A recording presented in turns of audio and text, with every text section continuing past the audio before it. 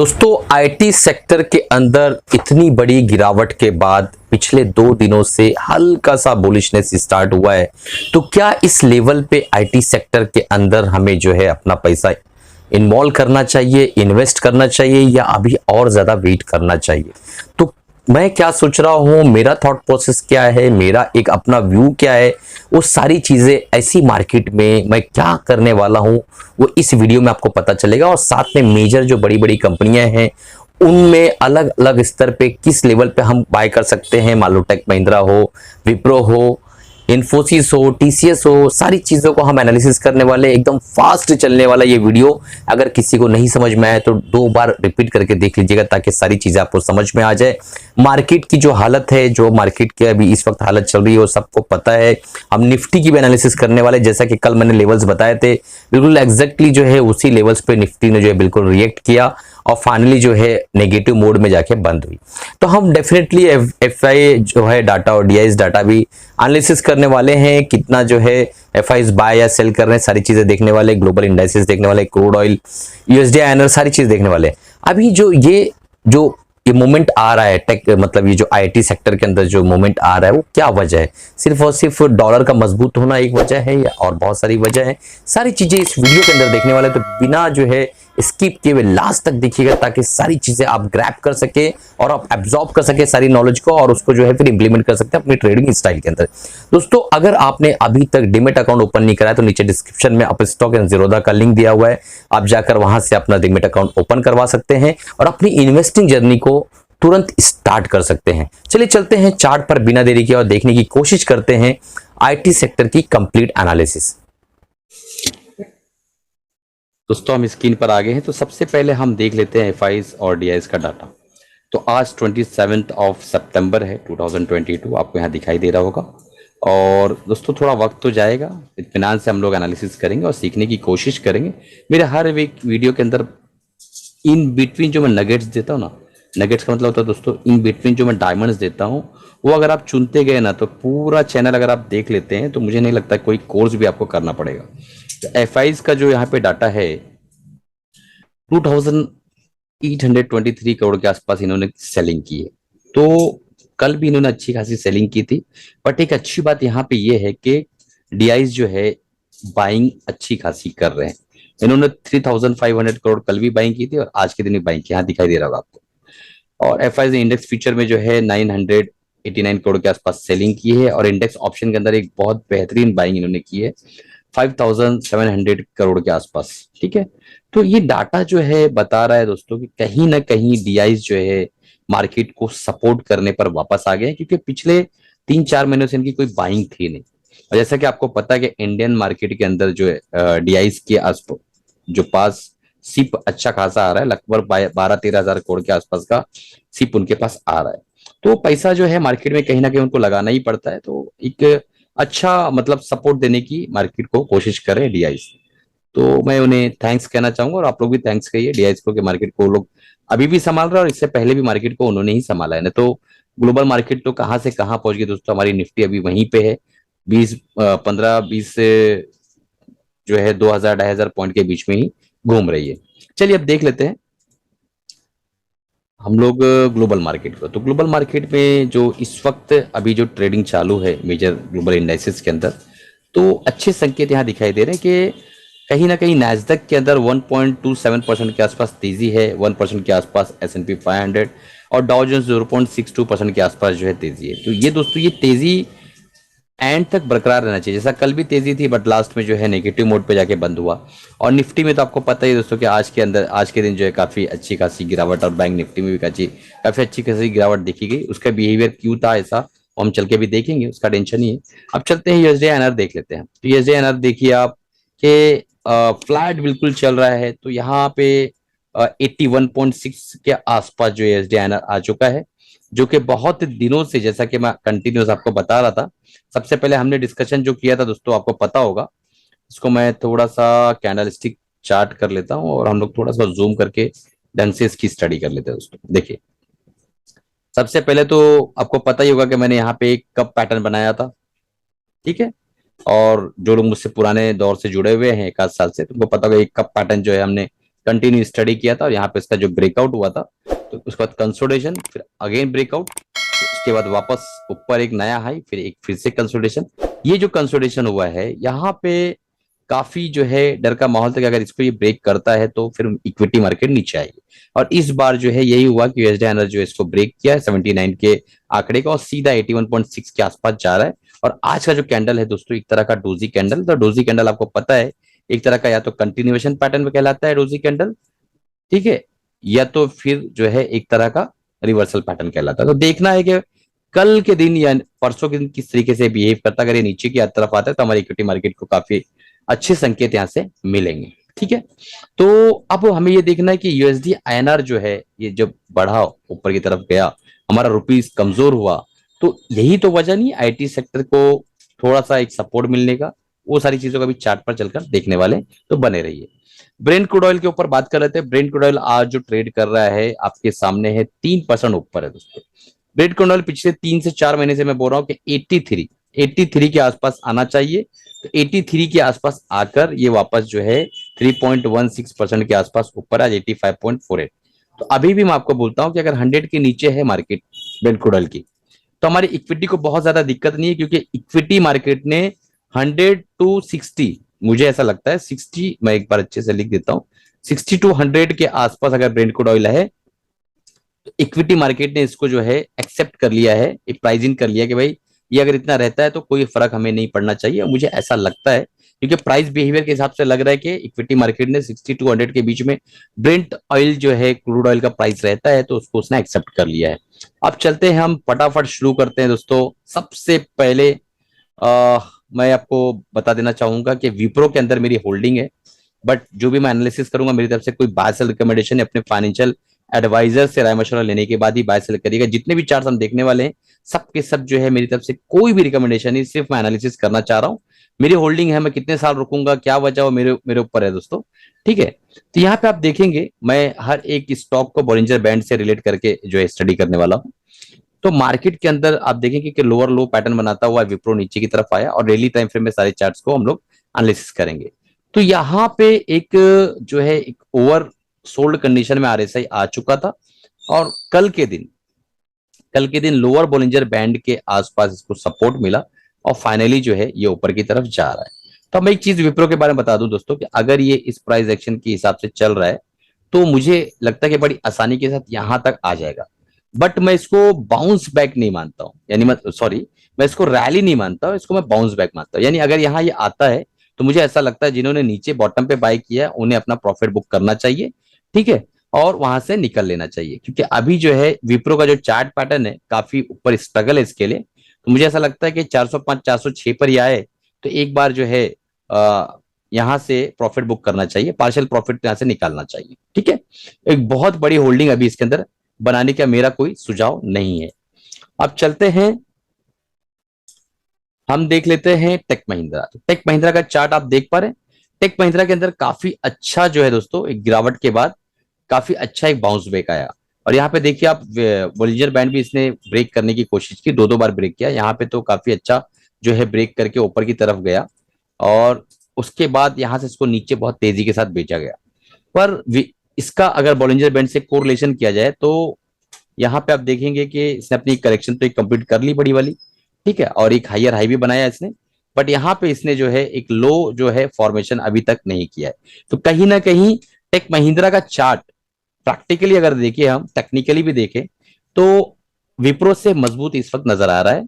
RSI over जो है sold के आसपास है और इसने इस बार जब यहाँ ब्रेक किया तो लोअर बोलिंजर रोड को, इस बार भी ब्रेक नहीं किया, इस बार भी ब्रेक नहीं किया और अभी तो उसके करीब आया भी नहीं।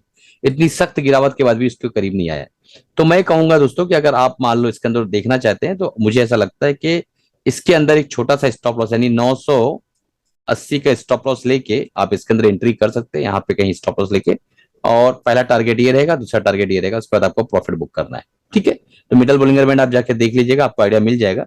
फिर भी मैं आपको लेवल्स बता देता हूँ। पहला टारगेट आपका 1070 और दूसरा टारगेट मुझे ऐसा लगता है कहीं ना कहीं आपको 1120 1100 के आसपास लेना चाहिए, ठीक है।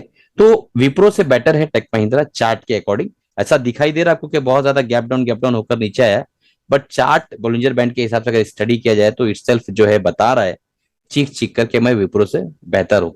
कंपनियां तो दोनों बेहतर है दोस्तों, लॉन्ग टर्म में अगर आपको रहना है। लॉन्ग टर्म का मतलब मैंने कल बताया था आपको परसों के वीडियो में कि 2 से 3 साल। ठीक है, एक दिन का काम नहीं है, ये सारी चीजें होने में टाइम जाने वाला है, मैं अभी बताने वाला हूं आपको। आगे चलते रहिए। एससीएल, अभी हम लोग निफ्टी की एनालिसिस करने वाले हैं।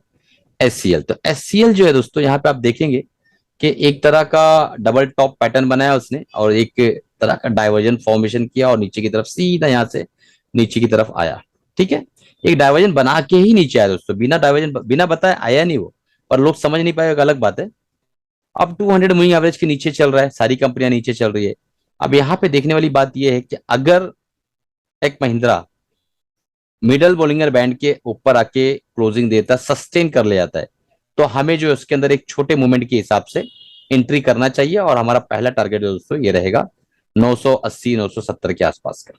ठीक है, तो यहां से अगर एक स्विंग करने का आपकी इच्छा है, तो स्टॉप लॉस आपको ये लगाना होगा, और यहां से आपकी एक स्विंग बनती है, पहला टारगेट या दूसरा टारगेट जो मुझे ऐसा लगता है कि 200 मूविंग एवरेज के आसपास ये जाना चाहिए। ठीक है, तो चार्ट वाइज अगर मैं देखूं कि अभी भी अगर हम देखें तो टेक एससीएल टेक्नोलॉजी जो है, यहां से लोअर लोज बनाता हुआ आप देख पा रहे हैं, लोअर लोज बनाता हुआ कंटिन्यू आ रहा था।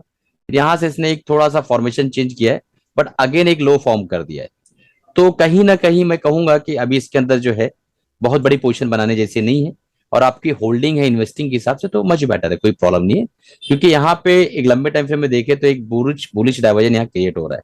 ठीक है, तो अगर आप रुक सकते हैं 2 4 6 महीना साल भर, तो ये बुलिश डाइवर्जन क्रिएट हो रहा है, ये जाके ऊपर यहाँ पे रेजिस्टेंस फेस करेगा, फिर 200 मूविंग एवरेज को रेजिस्टेंस करेगा, इसके ऊपर सस्टेन करेगा, मूविंग एवरेज के अंदर चेंजेस आएगी, और उसके बाद ये आगे की रैली शुरू करेगा। क्योंकि ये जितने भी यहाँ पे टॉप बने हुए हैं, ये सारे एज अ रेजिस्टेंस एक्ट करने वाले हैं, इस चीज को आप याद रखिएगा। देख रहे हैं, तो यहाँ पे आगे उसके लिए बहुत सारी रुकावटें हैं। छोटा सा स्विंग ट्रेड यहाँ कर सकते हैं, और इन्वेस्टिंग के लिए तो आपको थोड़ा सा धीरज रखना होगा, कंपनी तो बढ़िया है। अब चलते हैं, हम देख लेते हैं हमारा इन्फोसिस। ठीक है, तो इन्फोसिस ने दोस्तों यहाँ पे कहीं ना कहीं लोअर लोज बनाते हुए पैटर्न को चेंज करने की कोशिश की, फिर अगेन 200 मूविंग एवरेज के नीचे आया, और एक बियरिश टेरिटरी में वापस चला गया। तो ओवरऑल देखा जाए अगर सही से, तो 200 मूविंग एवरेज के नीचे है पहली चीज इन्फोसिस, और लोअर बोलिंगर बैंड को इस बार इसने ब्रेक भी किया है। तो मैं बहुत बड़ा जो है टाइम फ्रेम के लिए इसके अंदर कोई ट्रेड बनता हुआ नजर आ नहीं रहा है, और मैं तो अभी कहूंगा कि स्विंग ट्रेड भी इसके अंदर ना करे तो बेटर है, क्योंकि ऑलरेडी हमारे पास 2 3 कंपनियां जिसमें थोड़ा चार्ट पैटर्न बेटर है, स्विंग ट्रेड कर सकते हैं।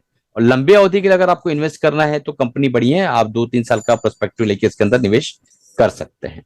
अब एलटीआई देख लेते हैं, तो एलटीआई में कहीं ना कहीं मुझे स्ट्रेंथ नजर आती है दोस्तों। क्यों नजर आती है मैं आपको बता देता हूँ। अगर हम इसको देखें तो लोअर लोज बनाता हुआ एक काफी अच्छी, यहाँ पे देखिए नीचे डाउन साइड, फिर एक कंसोलिडेशन, फिर हायर हाई बनाया, 200 मूविंग एवरेज को इसने एक बार रिस्पेक्ट किया। ठीक है, एज अ रेजिस्टेंस, फिर नीचे आया, लोअर बोलिंग ग्राउंड को ब्रीच किया, बट वापस सेकंड डे ऊपर, फिर ऊपर, और उसके बाद नीचे, और ये जो न्यूज आई है सब सारी चीजें यहाँ पे आपको दिखाई दे रही है। यहाँ पे मिडल बोलिंगर बैंड के ऊपर अगर इस लेवल को ब्रीच कर देता है, मैं आपको वापस बता देता हूं, अगर 4820 के लेवल को ये ब्रीच कर देता है और 200 मूविंग एवरेज के ऊपर चला जाता है, तो ये बहुत बढ़िया बाय हो जाएगा दोस्तों।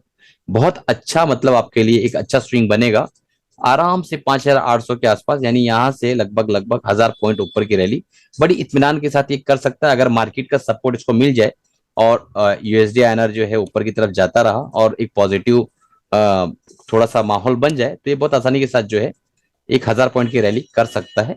मैं गलत भी हो सकता हूँ। ठीक है, तो ये आप अपने ड्यू डिलिजेंस, अपने फाइनेंशियल एडवाइजर राय मशवरा लेने के बाद ही ट्रेड करिएगा। एलटीटीएस भी का चार्ट भी बढ़िया लग रहा है। एलटीटीएस का भी चार्ट बढ़िया लग रहा है, बट एक यहाँ पे एक दिक्कत क्या है दोस्तों, एक चीज बताता हूँ। देखो अभी बारीक बारीक चीजों मैं बता रहा हूँ ना, रिपीट करके सीखिए। यहाँ पे 200 मूविंग एवरेज के पास रेजिस्टेंस एक्ट किया, अगेन रेजिस्टेंस एक्ट किया। ठीक है, और ये दोनों प्राइस को अगर आप देखें और यहाँ पे देखें, तो आपको एक बेयरिश डाइवर्जन क्रिएट होता हुआ नजर आ रहा है, और इतनी बड़ी करेक्शन के बाद यहाँ पे एक बेयरिश डाइवर्जन फॉर्म हो रहा है डेली टाइम फ्रेम में। तो मुझे ऐसा लगता है दोस्तों कि कहीं ना कहीं एलटीटीएस, ठीक है, मार्केट में कितना भी पॉजिटिव संकेत आया, मुझे ऐसा लगता है कि इस लेवल पे जो है आसानी के साथ वापस से आ सकता है। किस लेवल पे मैं आपको बता देता हूँ, 3080 के आसपास, यानी 3100 तक बड़ा आसानी के साथ आ सकता है, मुझे ऐसा लगता है। क्योंकि जो इसने बताया है प्राइस में, उसने ये बताया कि भैया मैं जो है नीचे जा सकता हूँ। ठीक है, क्योंकि 200 मूविंग एवरेज ऐसा एज अ रेजिस्टेंस एक्ट किया, लोअर बोलिंगर बैंड ब्रीच किया और बेरिश डाइवर्जन क्रिएट किया। दोस्तों कैसा लग रहा है, यानी ये लर्निंग इतनी बेहतरीन तरीके से जो आपको मिल रहा है कि हर एक चार्ट में किस तरीके से देखना है, किस तरीके से उसको परखना है। देखिए ये चार्ट क्यों वीक हो गया है, क्योंकि इसने रेजिस्टेंस को रिस्पेक्ट किया, लोअर बोलिंगर बैंड को भी ब्रीच किया और साथ में बेरिश डाइवर्जन भी क्रिएट किया। तो इसलिए एलटीटीएस जो है एलटीआई से वीक है। ठीक है, अब हम चलते हैं टीसीएस, उसका निफ्टी पे आते हैं और निफ्टी को इत्मीनान से एनालिसिस करेंगे। देखिए टीसीएस जो है दोस्तों 200 मूविंग एवरेज के नीचे है, पहली चीज। दूसरी चीज, जब ये नीचे आ रहा था, जब ये नीचे करेक्शन कर रहा था डेली टाइम फ्रेम में, लोअर बोलिंगर बैंड को ब्रिज किया, ऊपर गया, सस्टेन नहीं कर पाया, अगेन ब्रिज किया, फिर ब्रिज किया, फिर ब्रिज किया, फिर अगेन ब्रिज किया और यहां पे वापस से ब्रिज किया है। तो कहीं ना कहीं मुझे ऐसा लगता है कि अगर इसको ये सस्टेन कर ले जाता है, मैं आपको लेवल बता देता हूं, इस लेवल को अगर ये सस्टेन कर ले जाता है, इस लेवल को यानी 29 से लेके 3000 के बीच में, इस लेवल को अगर ये सस्टेन कर ले जाता है, क्योंकि आरएसआई के हिसाब से तो ऐसा कोई बड़ा मेजर संकेत लग नहीं रहा कि यहाँ पे सस्टेन कर पाएगा। आपको बताता हूँ कि आरएसआई में कोई बुलिश डाइवर्जन दिखाई दे नहीं रहा है, ये प्राइस पे दिखाई देना चाहिए, दिखाई दे नहीं रहा है दोस्तों। ठीक है, डेली टाइम फ्रेम में अभी छोटा मोटा स्विंग अगर भले ही दे देवे, मुझे लगता है कि इस लेवल पे वापस ये आना चाहिए और हो सकता है मैं गलत भी हूं कि 200 मूविंग एवरेज तक जाने के बाद वापस से नीचे आके इसको भी ब्रीच कर दे, अगर मार्केट इसका सपोर्ट नहीं की तो। ठीक है, क्योंकि टीसीएस ही है मेजर जंक जो कि निफ्टी आईटी को नीचे की तरफ ला रहा है। ठीक है, तो मुझे ऐसा लगता है कि यहाँ अगर सपोर्ट मिल जाता है और इसको ब्रीच करके ये पहला टारगेट आपको यहाँ पे निकलना चाहिए अगर आप इसमें हैं तो। उसके बाद 200 मूविंग एवरेज के ऊपर जाके सस्टेन करता है तो एक नया पोजीशन बनाए, अलग बात है। अदरवाइज अभी इस वक्त मुझे ऐसा लगता है कि एक नई पोजीशन टीसीएस पे नहीं बनाए तो बेटर रहेगा। बाकी आप अपने फाइनेंशियल एडवाइजर से मशवरा लेके फिर जो है काम करिए दोस्तों, क्योंकि मुझे ऐसा लगता है कि अगर इसको इसने तोड़ा तो बहुत तेजी और बहुत आसानी के साथ जो है ये 2750 2800 के आंकड़े पे भी आ जाएगा। तो इस वक्त तो 3000 के आसपास चल रहा है। अब चलते हैं हम जो है निफ्टी को देख लेते हैं। निफ्टी को दोस्तों आप देखेंगे तो यहाँ पे जैसा मैंने कल बताया था, आज इसको किसी भी हाल के अंदर, आज के दिन किसी भी हाल में इसको मिडल लोअर बॉलिंगर बैंड के ऊपर क्लोजिंग देना चाहिए था, भले वो कैंडल रेड ही क्यों ना होती, लोअर बॉलिंगर बैंड के ऊपर इसको क्लोज करना चाहिए, जो इसने नहीं किया। तो एक मुझे एक थोड़ा सा निराशा यहाँ लग रही है। और 200 मूविंग एवरेज जो है 16870 है, जो कि बड़ी आसानी से मुझे ऐसा लगता है कल शायद टच भी कर ले, पॉसिबिलिटीज काफी ज्यादा है। ठीक है, तो अब यहाँ पे डेली टाइम फ्रेम में तो मुझे ऐसा लगता है प्राइस बिहेवियर देख के कि दोस्तों मोड बनाया है इसने 200 मूविंग एवरेज को टच करने का। ठीक, अब हम चलते हैं और देख लेते हैं hourly time frame. Hourly time frame में हमें दिखाई देगा कि कहीं ना कहीं पूरा दिन इसने आज जो है एक जगह पे ही वक्त गुजारने की कोशिश की है, बट गलती ये हुई दोस्तों कि गैप डाउन हुआ और उसके बाद पूरा दिन एक एक जो बॉक्स में ट्रेड करता रहा। ठीक है, और बॉक्स में ट्रेड करते करते आरएसआई जो है थोड़ा मजबूत हुआ है। ठीक, तो आवरली टाइम फ्रेम के हिसाब से मुझे ऐसा लगता है कि थोड़ा सा मूवमेंट कल आ सकते ऊपर की तरफ और इस लेवल पे आने के बाद यहां से एक सेलिंग उसको मिलना चाहिए। ठीक है, तो ये लेवल्स कौन से वो भी मैं आपको बता ही देता हूं। 17,300 के आसपास आने के बाद यहां से एक सेलिंग बनेगी। ठीक है, और अगर यहाँ नीचे गैप डाउन ओपन हुआ दोस्तों तो फिर आपको अवली टाइम फ्रेम में लोअर बोलिंगर बैंड पे सपोर्ट मिलेगा 16,800 जो मैं बता रहा हूं। अब चलते हैं हम देख लेते हैं 15 मिनट का टाइम फ्रेम। तो 15 मिनट का टाइम फ्रेम हम देख लेते हैं ताकि इंट्राडे वाले भी थोड़ा समझ जाए क्या करना है। देखिए दोस्तों, इंट्राडे वालों के लिए मैं एक बात बताऊं कि अगर ये जो है, अगर इस प्राइस के नीचे, इस प्राइस के नीचे अगर ये आता है तो आपको सीधा 16,950 के नीचे अगर सस्टेन कर लिया था 15 मिनट का कैंडल, तो आपके सीधा जो है डाउन ट्रेंड के आसपास मिलने वाला है और नीचे की तरफ शॉर्ट करना रहेगा। ऊपर की जो पोजीशन है दोस्तों, मुझे ऐसा लगता है कि ये जो एरिया है 17,100 का, ये एरिया ब्रेक होने के बाद ही आप ऊपर की पोजीशन लीजिए तो आपको आसानी के साथ जो मुझे ऐसा लगता है 200 पॉइंट ऊपर आसानी के साथ मिल सकते हैं। ठीक है, तो लॉन्ग होने के लिए इस एरिया के ऊपर 17,100 के ऊपर जाना होगा और शॉर्ट के लिए जो है आपको 16,950 के नीचे आना होगा।